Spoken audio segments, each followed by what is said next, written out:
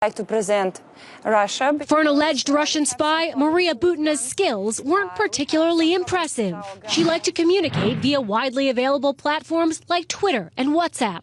Her overly flirtatious approach left men wondering what she was really after. And sources say she bragged about her ties to Russian intelligence when she was intoxicated. Two of her classmates found her comments so alarming they reported her to law enforcement, sources tell CNN. Butina pleaded not guilty to charges of conspiracy and acting as a foreign agent in the U.S. after her July arrest. Her lawyer insists she's not a spy and says she won't cut a deal with prosecutors if it means saying she is one. I mean, that's always the problem. People talk about cutting a deal, but if you're not an agent for a foreign government, you can't lie and say you are in order to get rid of this. Intelligence experts see Butina's far from subtle approach to allegedly trying to infiltrate GOP political circles as just one of the tools in Moscow's arsenal as Russian President Vladimir Putin tries to meddle in American democracy, an ongoing effort.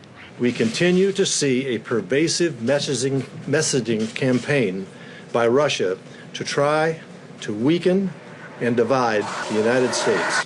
Past Russian spies have adopted fake identities, used invisible ink, communicated with coded messages over radio transmitters. But the under-the-radar approach didn't seem to suit Butina. We promote gun rights. She touted her gun rights group and a racy Russian GQ photo shoot in 2014. In 2015, she questioned then-candidate Donald Trump about sanctions against Russia at a Nevada political event. I'm visiting from Russia, so my question... As an American university student, Butina defended Putin and even claimed in class to be a liaison between the Trump campaign and the Russians, a source says. People who met her through school and political events say she was a little too friendly.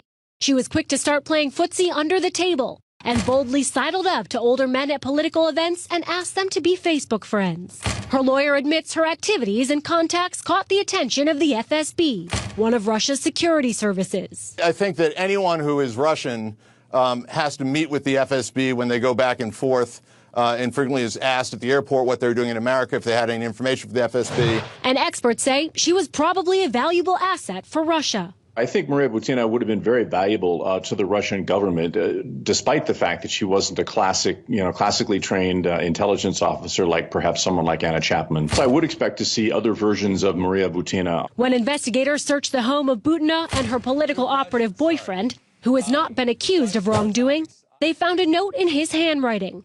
How to respond to FSB offer of employment. It's unclear which of them it was for.